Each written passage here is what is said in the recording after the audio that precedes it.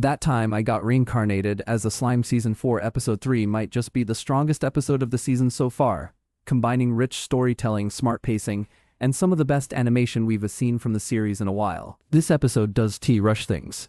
Instead, it carefully balances lore, action, and light humor, making every moment feel meaningful without overwhelming the viewer. It opens with a deep dive into Mariabel Rosso's past, and this is where things get really interesting. We learn that Mariabel was just powerful in this world. She was already influential in her previous life. Born into European nobility, she rose to control power behind the scenes, favoring control and domination over diplomacy. After dying of old age, she's reincarnated into this new world as a princess, and almost immediately begins manipulating those around her using her unique ability, greed. This ability allows her to control others, and over time she builds influence over nearly everyone, except one key figure, Granbel Rosso. That exception alone hints that there are limits to her power, and possibly cracks in her control. This backstory does just build her character.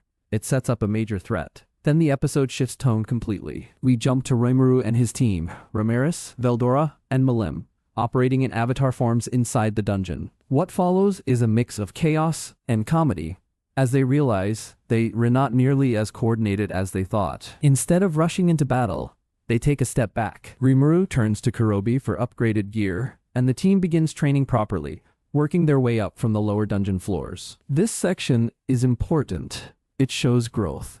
By the time they face stronger enemies, their teamwork is sharper, their coordination tighter, and their confidence much higher. But even then, there's a sense that they were still not at full strength, and that is when the real test arrives. Team Green Fury enters the dungeon. At first, they were dealing with standard threats, acidic slime monsters, but it quickly becomes clear that they've walked into something far more dangerous. Rimuru's avatar team is waiting for them. What follows is a clean, well-executed battle. Each member of Rimuru's team plays their role effectively, and the fight feels controlled rather than chaotic. The highlight is Rimuru tapping into holy magic to finish off the remaining enemies, including the team's captain.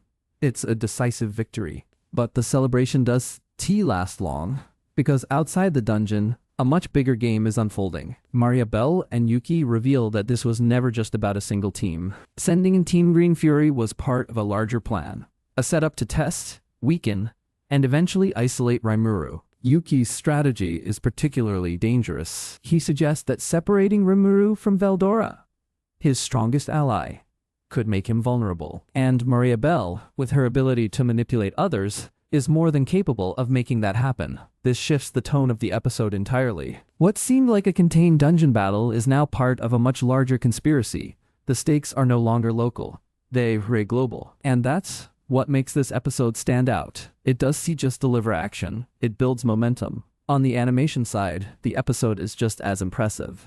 The flashbacks use subtle visual tones to distinguish past from present, while the fight scenes are sharp and fluid without being overdone. Everything feels balanced. Nothing is exaggerated, but nothing feels lacking either. Studio 8-Bit clearly knows what it's doing here. Instead of relying on flashy moments alone, it focuses on consistency and clarity, which actually makes the action more satisfying. By the end of the episode, one thing is clear. This is just the beginning. The groundwork has been laid, the villains are moving into position, and Rimuru is slowly being pulled into a much bigger conflict than he might realize. If the rest of the season builds on this level of storytelling and execution, things are about to get very serious and very exciting.